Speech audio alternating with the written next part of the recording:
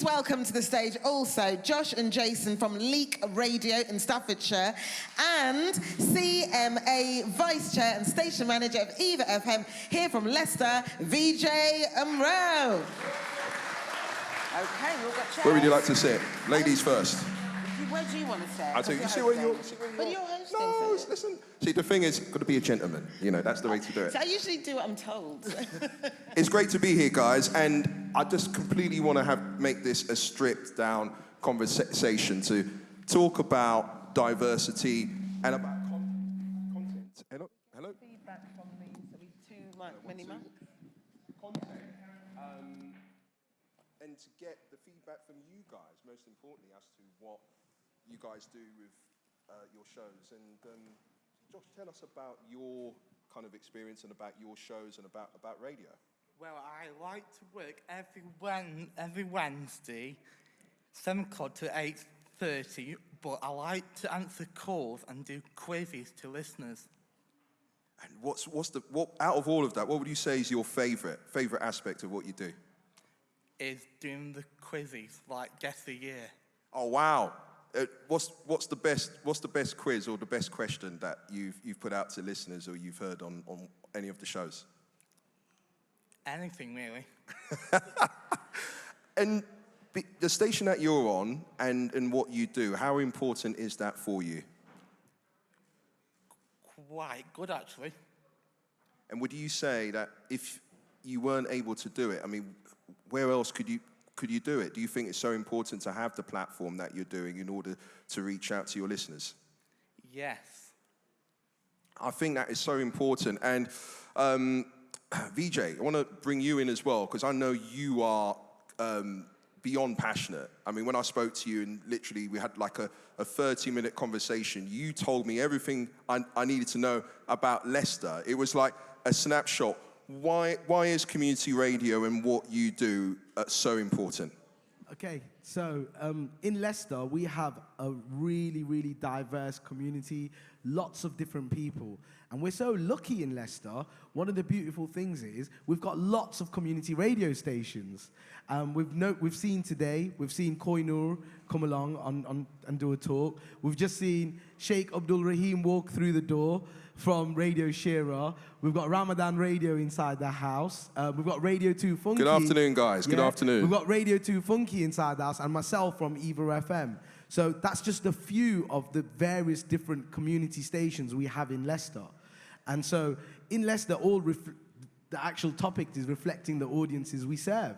We all serve our audiences, but we do it together. We do it in partnership, working together, and just... May I ask why? Because the thing is, from someone, I hate to say I'm from the other side, but you wouldn't have the BBC and commercial radio stations doing that as only for a special project. So for you as a community radio station reaching out, there's loads of community radio stations reaching out. Yeah. Why is that so important, and why does that happen? I think the place where Leicester is, as you know, we all know each other, and it's not the biggest town compared to some of the other cities out there. So one of the things we've done is we've collaborated on projects. And we're different. We're just different to the BBC, and we're different to commercial radio. And we have our own kind of style of presenting the communities we serve. They understand us. And also, it's really important. The biggest part that I've learned, EAVA FM is going to be 15 years on December the 5th. So that's a huge thing. So, and we've just been given our 5 years renewal for the station as well. So that's another 5 years. And one of the things we've learned is our communities trust our community radios. Now, across everyone here that's involved in community radio, I think trust from our community is so important. So that's reflecting on the audiences. Why is that trust important? Because trust in radio is important. And obviously when it comes to radio results or a particular show which has been listened to, the audience, they listen to that one-on-one connection. They come to that particular radio station or show because of the presenter or because of the content, which is the features on that program. Why is trust so important? I think You're hitting me with all the questions, Ed. This is No, it's amazing. not about me. It's about. Absolutely. This is I'm great. intrigued. I want to, from your perspective, please tell us. So one of the projects which we've done is we work with other radio stations in Leicester. So we've delivered something called the Youth Radio, which is currently funded by Children in Need. And we've had lots of young people come on that, and parents want to bring their young people or their child or children to the youth radio to give them training. And they trust the community radio. They want to leave their children with, or their young person with somebody who they trust and feel is going to give them the best experience. It's a gateway to moving forward within the BBC, or whether it's commercial or whatever industry they want to get. That's just one example. We have specific faith-based communities having radio stations as well. And their communities trust their community radio station to give them good content and trustworthy content, and it's coming from someone. What is they the know. content? Because I think, and Jason, I'm going to come to you in a minute, but it's about the content, and I think that's what draws people in. So when you are working on content and you're thinking about the audience, what are the key elements? What are you thinking? What are the main bits that you're thinking of putting on air in order to attract the audience and to keep the audience, to keep listeners? So I think representation is a huge part of this. We represent who we are serving in our remit. And I think that is really important, whether it's news, whether it's music, whether it's entertainment, whether it's local events. There's a lot of local events. We've just come out of a pandemic, and we've seen a lot of local places not thriving. In Leicester, what we've tried to do is really promote them local providers. And that really means a lot. So we're really, really trying to get local musicians in there, trying to get local news, anything that's local. We want to publicize it as much as possible. Local businesses. And I think that's what keeps, and that's the strength of the community radio, that I've experienced throughout. I'm sure a lot of you have experienced a lot of things, and people that come on radio, community radio, are very passionate about their local communities. They're very passionate about who they're serving. So they want to be talking about. So we have a show which is called Motherland. EAVA stands for East African Voice Association, so we called the show called The Motherland. And that just fitted in with the community that we serve. And they're talking about local things that reflects people maybe from Zimbabwe, or maybe from Kenya, or maybe from Somalia. Then we have another show that's called Gujarati Culture Show. A lot of the Gujarati... All on the same day? Or different days? Different days, different times. They could be on the same day. It's community radio. Things change. Volunteers change on a regular basis. I think Dr. Champri mentioned that he has different shows, and people come and go as just the need is, you know. We have special shows for different things happening. So right now, we've just had a festival of Navratri, so there was lots happening around there. We've got Diwali coming up. Belgrave Road's going to be closed tomorrow, so go and visit that if you are in Leicester. There's going to be 50,000 people on Belgrave Road tomorrow. So a lot of the radio will be focused around that. So all those stories and experiences, I'm going to be honest. And it's local. So when we have... BBC and commercial... Yeah. I hope there's some execs in the house. Take notes, because this is what you guys are doing. I'm going to come to you in a minute, because I want to bring Jason in. And Jason, your experience in terms of content and reaching out to an audience. And just explain briefly what you do. Well, I actually support Josh on his Wednesday night show. So I do press the buttons, do the stuff in the studio, whereas Josh announces the records and stuff. Well, not records, the tracks, shall I say. We're a relatively new station, 2 years old. We're only online, Leek Radio. But I started off at Cross Rhythms doing Christian radio, then I moved to Moorlands Radio. So Josh supports me on my show and I support Josh on his show. When I was at Moorlands Radio, I came up with the idea of why isn't there an LGBTQ friendly show anywhere in North Staffordshire or across Staffordshire so far as I know. So I actually came up with the idea of a Pride in the Moorlands show. And the strapline for that was have pride in where you come from as well as your own sexual identity. So that was at Moorlands Radio.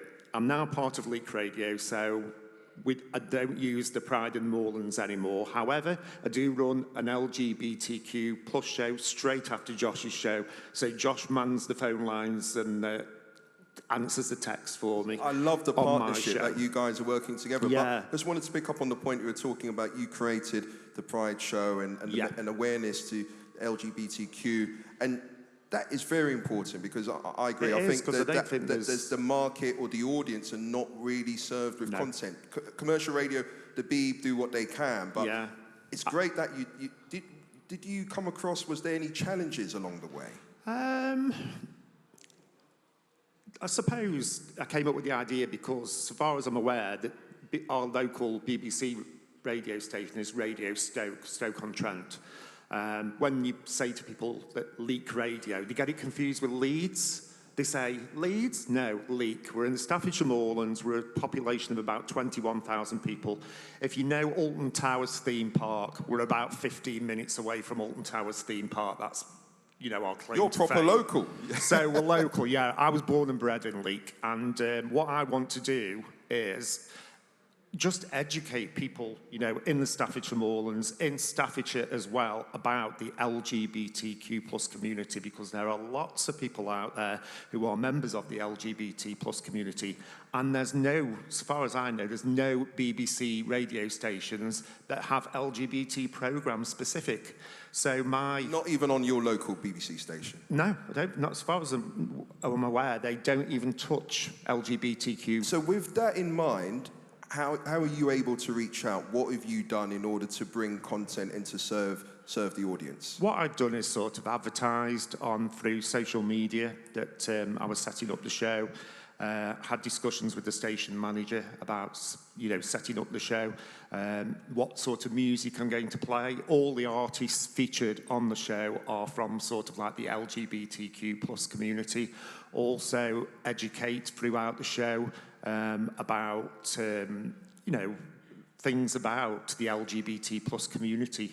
News stories, pride events. I mean, my passion or what I want to do in Leek Radio is for Leek to have its own Leek Pride event in the park, which is absolutely unheard of because in the town of Leek, it's got like a buttercross and a main street. And just recently, a couple have gone into a takeaway, held hands in the takeaway and been laughed at for holding hands, same sex in Leek. It is really old-fashioned, Leek is. And so you're trying your best. This is beyond the show. This is about education. Yeah. But I'm listening to you now and I'm thinking, you must have a team. Is it just you doing everything? You must have people to help. In terms of resort, you're doing this all by yourself? I do it all by myself. Wow. Have you reached out? Have you tried to get people to help you to try and make this happen? I have, but to be honest, we get very little sort of assistance or very little response back from, outside of Leek. I mean, I'd love to have people come in from, like the LGBT plus community. We've got a lovely studio right in the town centre, right in the main street. And I'd love people to come on the show and do like discussions, but it just seems that, in the town where I come from, people don't want to sort of like approach that subject. What keeps you going, Jason? Because you've just said there's prejudice from some people who are clearly backward in where you live. Definitely. You're trying to push this to the community. Yeah. You're not getting much, but you're doing it. First of all, I mean, what keeps you going? I just think there's a lot of people out there, particularly from the LGBT plus community, that are scared. Whether it's, coming out, I give advice on how to come out and stuff and do stories on the LGBT, because I know from my own personal experience, when I came out to my parents, it was an absolute nightmare. And I wish I'd done it years ago, but I only came out to my parents about 2 years ago, and I'm now aged 50. But I was so scared about the resentment that I would face. And through doing the LGBT plus show in Leek and on Leek Radio, I just want to reassure people that it's not all that bad. It's not that, although the stigma still exists in certain parts of the country and in certain areas. However, it's just educating people to be honest who you are, and there is people out there who will listen to you And that's what I want to try and get across in my show, is that it's, it is friendly. Thank and there is support out there. Thank you so much for sharing what you went through and coming out to your parents in front of all of us, because it's not an easy thing to talk about this. Well, certainly I'd like to call you a new friend, but amongst other friends as well in a crowded room. Would you say your experiences, that's helped you to keep persevering, to say to people that, look, there might be other people in your position, in your predicament. So this is beyond the radio. Yeah, it's beyond the radio. This is about people and for people to share their experiences and to be treated equally. Yeah. I mean, I almost like see myself as like an ambassador, basically. So not just a radio presenter, but I just want to like educate people as well. And I'm really passionate about the radio, and I'm really passionate about.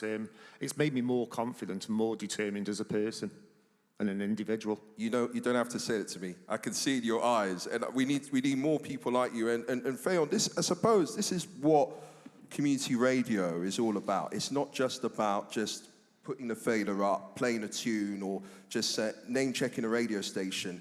It's about reaching out, sharing those experiences, and trying to kind of relate to people on the level. What has it been like for you? Well, for me, I work, as you see, with Riverside Radio, and I started there pretty much when they first began, so nearly 9 years ago now, and they were looking for content, and I had an idea called The Kids Are All Right, and because kids are all right. I personally don't have any children, but I have stepdaughters who are now 20 and 22, I think. And, I thought I want a show where kids have a platform for expression and they can come and be themselves. And it's not about, sort of technical stuff. It's about physically kid to kid who don't know each other and become presenters and producers and everything else. So I was then given the opportunity a few years ago, thanks to Dom Chambers and Sound Vision, who gave us some funding to start a teenagers radio club. So Jason Rossum supported us in this, and we have to give props to Jason. I have to give props to Jason. I mean, I'm very lucky. I live close to Jason. I see him every week. So it's just been brilliant to have his support, because he's got a lot of experience in radio. So we put out the call to a local school in Battersea. The headmaster of that school actually was one of our radio presenters. And we got 18 kids, aged between 11 to 15. Some of them knew each other, some of them didn't. And if you ask every single one of them, they'd all say, my mum made me do it. But yeah, they came week after week after week. They wouldn't, I had to set up a WhatsApp group for the parents. And, these kids would even come on weeks when I'd say, we're not doing it this week. They'd be like, I'd get a phone call, oh, Amelia's here. I'm like, we're not doing it this week. They loved it. They loved it. So with these kids, you'd see an 11-year-old friendly with a 15-year-old, just talking about stuff and like getting ideas for their own show. And so this was through pandemic as well, so 2020 end of to 2021, and they just kept coming. So they got their accreditation, NCFE, and then we opened it up again to some new kids at the end of last year, and they're all different. They all don't know each other. They're from completely different schools and everything. And again, seeing the friendships that have formed. We've got a little boy, he's 7. Yeah, Luca's 7, and his brother is probably 10 now or something. And then the older kids, they look out for them, and you just say, right, let's have a production meeting, and they all just get together. I mean, it takes them a while sometimes to get going. These are kids planning radio. Kids, they're not playing. They've now got their own channel. The Riversiders, they came up with it. They've made their own jingles.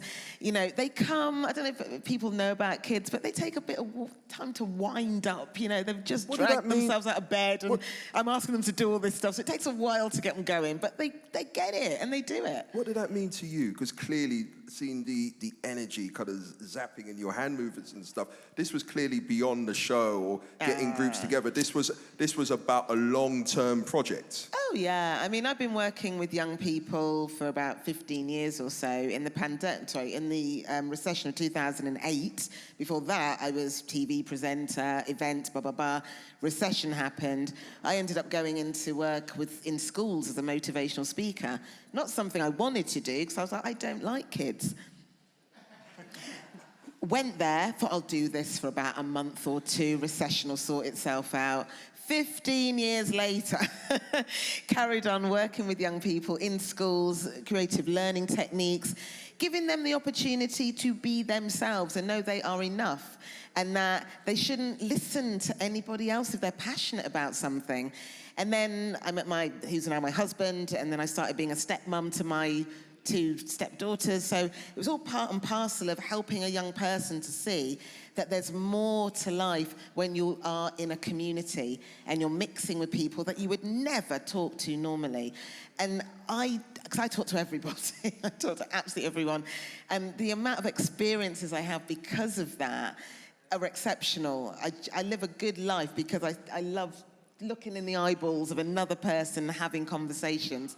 And I just want our young people to know they can do it too. The world is about communicating. They've got voices. I want them to meet each other. I want them to share ideas. Are they good? Are they bad? I don't care. It's your idea. We'll support you to get it done. That's what's exciting, just letting them know that they can make mistakes. Okay, it could be even on radio, but hey, you're still here. You know, it didn't go wrong. Just want them to have confidence in themselves and go out and live really good lives. And radio is a great place to do that, especially local radio. Community radio as well, because you've just taken me back to when I was at school and I watched an episode of Neighbours, and I knocked on my headmaster's door the following day. My headmaster was Philip Lawrence, who sadly was stabbed outside St. George's School in Maida Vale, and he was I wouldn't be here without his help. When I knocked on the door and I asked him, I said, well, look, could I set up a school radio station? And he said, well, look, his magical words were, how do you envisage running a radio station? And then he gave me a Marantz tape deck, did it on the tannoy, and then years later, it helped. And it took me back to that story that if you weren't there, Fayon, and the team, and the next gen coming through who wanted to dabble and even wanted to consider radio as an option, it wouldn't be there. Why is it, community, you're doing it, Riverside Radio, community radio's doing it. Why do you think the others are not doing it? I have no idea. They're missing a trick. They seriously are. Because a lot of young people don't know about radio. You know, they're not sitting in cars listening to radios. They're getting their content streamed from all different places. And then when they put the 2 and 2 together, right. And they my mum listens to that. Or I know LBC. Like, really? Do you? What do you know about LBC? You're 13. It's like, they know everything. But they didn't put 2 and 2 together. So community radio, when you introduce a young person to it, they get to see that it's just people like them, or people that maybe they aspire to, or ideas that they have that they can bring together. And I just don't know why more people don't do it. It's, like I say, they're missing a trick, because to see a young person who's really shy maybe, or never really speaks much, or has loads of ideas but doesn't know how to express themselves, and then you see them gently getting that confidence and growing. I mean, Jason, we've been in tears, haven't we, watching these young people change, because we know we're changing them for forever.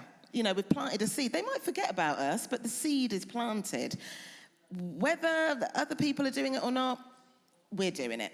So, we've started in Battersea, but we've expanded it to the other boroughs. And so we've got kids coming in from different areas of southwest London. I mean, they're not coming in hundreds, but whoever's there, if there's only 10 of them and they keep coming, then we are there to serve. I don't know why others aren't doing it. I just don't get it. Are you getting the support? Because that's, most importantly, it's about funding. Well, we have funding coming through, which is great, but it's always, there's only a little bit of funding. But you'd be amazed at how many people still want to help, even when there's no money. They just want to do it. The kids come, and it doesn't matter whether we're being paid or not. They're there, so we're going to support them. Even when we don't have the funding, we're still saying to them, come, we'll sort it out, don't worry, we'll sort something out. They don't need to know that we've not got any funding. Just come, we'll do something. The radio station is there, the door is open, and then when we've got funding, we can go on trips, we can do this and do that. But for now, just come, use the radio station, make it your own. Invite your friends if you want. But it's a privilege to support somebody else's life. That's, where we are. So powerful to hear that. It's not even about, because ultimately we need to eat, we need to pay bills, and it'd be great to get paid for everything, but clearly that's not the case all the time. But for you, it's not about that. It's about seeing the next generation come through and, to be given an opportunity. They need it. And, also I have this children's show, The Kids Are All Right, and I have children in as young as 4 to as 12, and some people say, oh, are they too young to come? I'm like, if they want to come, just bring them. If I can sit them in a seat, we'll prop them up, we'll bring the mic right down. If they want to do it, just let them do it. And kids walk in the studio, and they're like, their little eyes, they're, wow. And every single one of them, in 8.5 years of doing radio, I have never had one child misbehave. Never have a child try and break anything or do anything. I basically say, so this is the radio station, please don't touch the mics, careful, don't try to swing your legs, and, just be you. And it takes me a while to warm up. Not the really young ones. The really young ones are just, they're ready. I think you remember what it was like. You get to about 12 and all of a sudden you start sort of coming back in yourself. But before 12, they're just all over it. So I've got young journalists coming through, presenters, producers. I've got one young girl, she lives just across the square, and even when she's not invited to come, she's there. And 2 weeks ago, I had a guest who took ill the night before, and I didn't have a guest, and I started my show saying, sadly, I don't have a guest, blah, blah, blah. And somebody opened the door and went, Annie's here. I went, Annie, come in. She's 9. I said, what are you going to talk about? I've got a book. Great, sit down. I've got a guest. So I want my voice to be the least. I want to be talking like 90%. I want to be talking 10%. Let them do the 90%. Because their voices are fantastic. We need to let children speak. They've got a lot to say, and we need to give them a platform to do it. Wow, I'm blown away by that story. And if there's anything we could do to help, we should definitely talk. Josh, you've been hearing all the stories, and I want to focus more about you in your shows. And if I gave you a magical wand and I said to you, where would you want to be? You could be on any radio station and do what you want to do. What would you like to do? It's carry on what I do. It's in the quizzes and do the years and do a conundrum and all kinds of stuff, really. So. And is it important, for you being on the radio and doing those quizzes? Does that mean a lot to you, being on the radio? Yes. And the station that you're on and working with Jason, it's great that you're working with Jason. It's important to give people a chance and an opportunity. Do you think that's really, really special? Yes. I've seen a massive change in Josh, supporting him on his show. From when he first started his show, it's built his confidence, no end. And it's helped him with his speech as well, because he suffers from cerebral palsy. So his speech has been brought on a lot more by doing his show. And he's that confident on the phone, and he's confident around the town as well. He's passionate about the radio. He tells people that he works for community radio, and he tells them when his show is. Josh.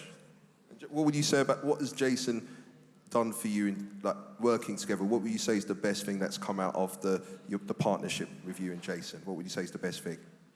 So we've done quite well together, actually, and I wish we can carry on in the future. So Jason, you can't be leaving. If you get poached by BBC Radio Stoke, it's not going to happen. This is a partnership now for life. Yeah. And Vijay, what would you say is out of all the years that you've been doing this, is there a major highlight? I think there's highlights happening all the time. Every month there's something new happening. We have new presenters coming along, new events coming along. Like, I think I was talking to you about some of the events that we've done locally. We've done local showcases with local artists, getting headliners from Jamaica, Africa, India, US, all of these things. We talk about young people projects. We've got a project right now, and it's called We Will Rise, Strive, and Succeed. And that's a young people's project that we've got on. And it's just amazing to see 16 to 25-year-olds just engage. We've got an amazing project here. We've got Dr. Katie Molan here from University of Leicester, and we deliver a module to third-year students, and they come on community radio, they present their show, they get marked, which is part of their degree. We work with alternative education centers, working with communities. I think there's so much happening. So being a multicultural radio station, a very multilingual radio station, there's so many different languages. So sometimes when we have our team meetings, there's people from all over the world. Just seeing that around is a highlight in itself. It's a magical and powerful thing. Yeah. And, you know, and for those politicians who say that multiculturalism may have failed, I mean, clearly not from your example, because it's working, and it's a great example. It's Vijay, great. got to cut you just for time purposes, but any questions? What's your name? It's Nick Wright, Canalside Radio. Can I just say, wonderful stuff, guys. The work that you're doing, fantastic. I'd give them a round of applause for the fantastic work you're doing. We had an LGBT show on Canalside Radio for, it must have been 5 years or so. And then, of course, the dreaded COVID comes along and strikes. And then the two lads that used to do the show, their shifts changed. You know, I think we're all familiar with this. Their shifts changed, and they couldn't come back because of work commitments. Now, Jason, we are literally just up the road from you. We're in Macclesfield. Yeah? I know Leek well. Nick, you're not trying to poach him, are you? Well, no, hang on a minute. You go down the road, of course. You get to, I mean, I know you won't know this, but you get to Bosley Crossroads. And the moment you go past Bosley Crossroads, our signal goes off. It's only a stone's throw then into Leek. What I'm saying to you now here is, if you want to give me a ring on Monday, or I can contact you, we can have your LGBT show going out on Canalside as well. So it'll be going out, yeah? That's brilliant, Nick. Yeah. Thank you. And the one thing I want to add to that is, because this is very important, this is a bit political, yeah?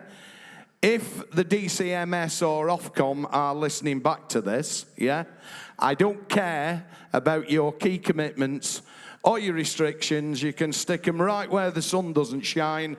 That's what we're going to do. And the fact that the programme is being broadcast technically from outside our area, I couldn't give a flying cactus. Well, Nick, I think I may have caused ruffled a few feathers by getting a bit political. As soon as I mentioned what was said by a serving politician, I think that may have given you the opportunity. So I'm not going to say anything. I'm just going to keep it zipped. But thank you, Nick. Any more questions? What's your name, sir? Hi, thanks. Yeah, Jeff from Erewash Sound. I just want to go back to what Fayon was saying, which is really inspiring, and it sort of mirrors a little bit of what we did. We did, back in 2013, pretty much did that, saying we'll get a bunch of kids together. Yeah, you have to be under 16. That was the only thing to do. And we did a 13-week program with them. They loved it. And just like yourself, they would never go away.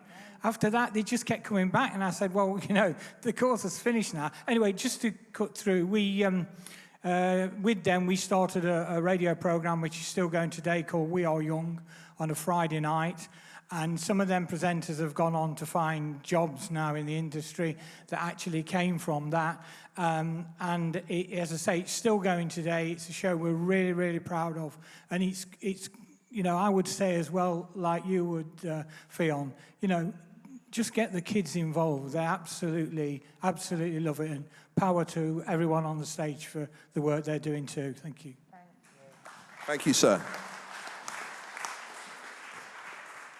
Can I thank Josh? I'm going to stand up and do this. Josh, Fayon, thank you. Jason, Vijay, thank you. And thank you so much for being here, because, listen, if it wasn't for you being here supporting, this wouldn't have happened. And keep on doing what you're doing on your stations, because you have the power and you're serving the communities. Thank you very much. Thank you.